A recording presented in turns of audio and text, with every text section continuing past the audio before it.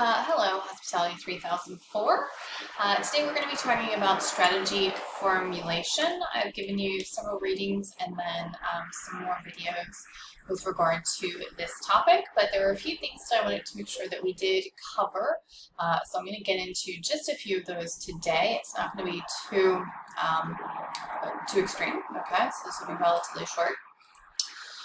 Okay, so strategic management has gone through a transition over the years. It used to be that strategic formulation and strategic implementation was very separate. Okay, so you would go through the formulation, which was basically just putting together options, evaluating what was going on with the company, selecting the best option to guide the future strategy. So there was some sort of formulation basically saying this is what we're going to do. And then they would go into implementation and figure out how they were going to put that strategy into place. However, it's really very difficult to separate formulation and implementation, which is why we now tend to have the expression strategy formation used because it does represent both actions.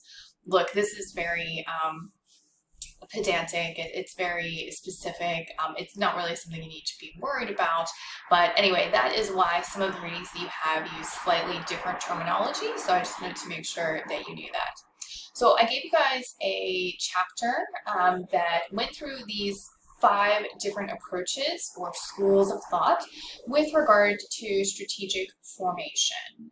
Okay, so you'll go ahead and you will read about each of those. Please do make sure that you're familiar with them.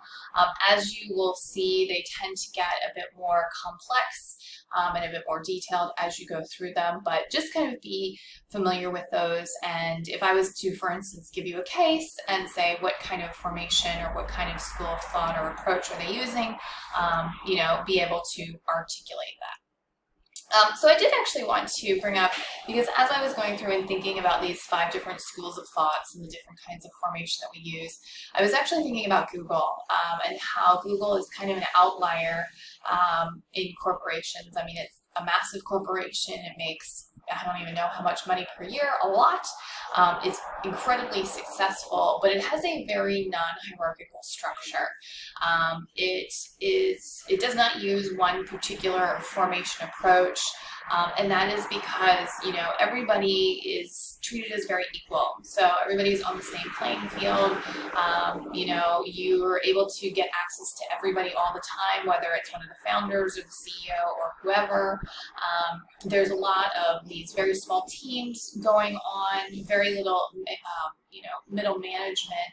So it's actually quite interesting that Google has been so successful using a very non-traditional strategy approach. Their strategy is basically, we're going to emphasize speed, internal transparency, sharing everything, questioning everything, and what is it that we can do to think big to change the world. And that is, I'm not sure if you're familiar with this, but they give their employees 1 day a week to work on their own projects of their own, interest.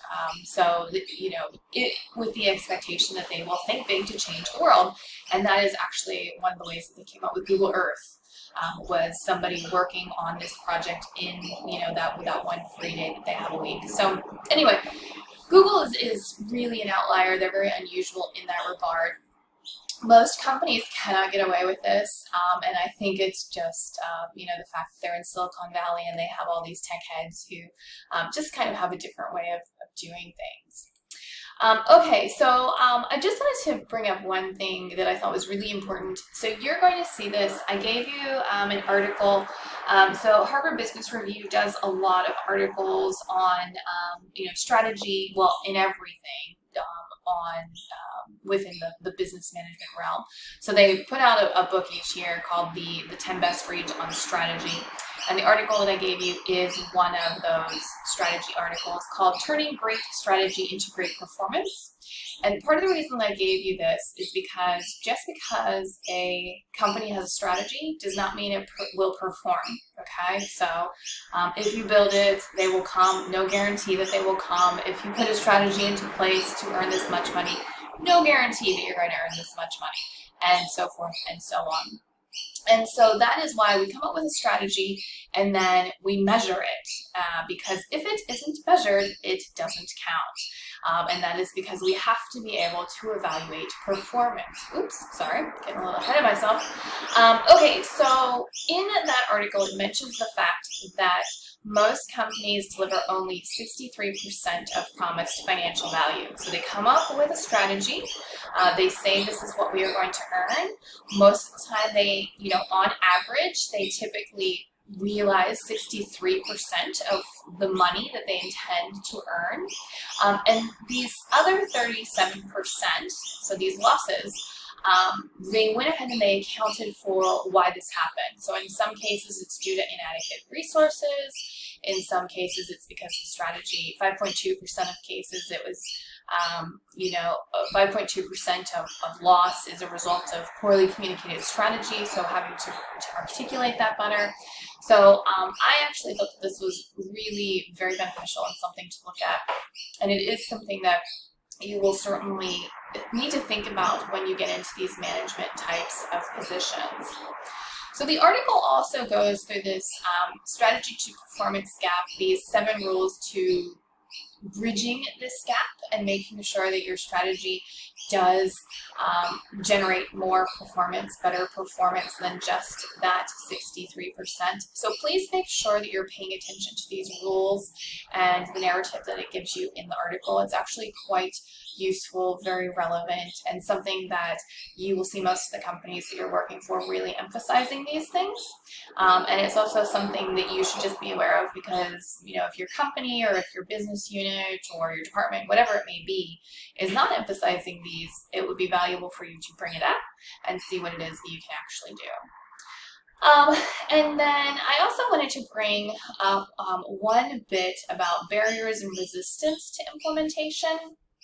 Now, you can come up with an awesome strategy, but if you cannot implement it properly, then you're obviously not going to be able to reach the level that you want to. And these are some of the most common reasons that strategies just don't work or don't work as effectively as they should. Some of it is just lack of resources. Some of it is actually resistance, whether it be resistance from the line level employees not buying into these strategies, and the lower level employees not participating actively. So there's a lot that's going on that you really need to be thinking about. So anyway, just kind of take a look at this, because again, if you're working for a company, you guys come up with a strategy, you're putting this strategy into play, it's not working properly. These are some of the things that you really should be looking at. So, are we having government regulations that are causing a problem for us? Do we have an organizational culture that is conflicting with what we are trying to do? If that is the case, we need to actually, move things around and potentially re-educate people. Is it internal politics and, a particular department doesn't like working with another one? There's a lot going on, and I can definitely say from places that I've worked before, these are absolutely, without a doubt, the most common ones, and you really need to be able to identify them and then make plans for how you can fix them and move forward in order to make your strategy as effective as possible. Okay, I've been listening to a bird chirping outside this whole time. I really hope that you guys cannot hear that on this video. Anyway, that is everything for this particular lecture. If there are any questions, obviously you know what to do. Just go ahead and ask me, and I'll see you next time. Thanks, everybody.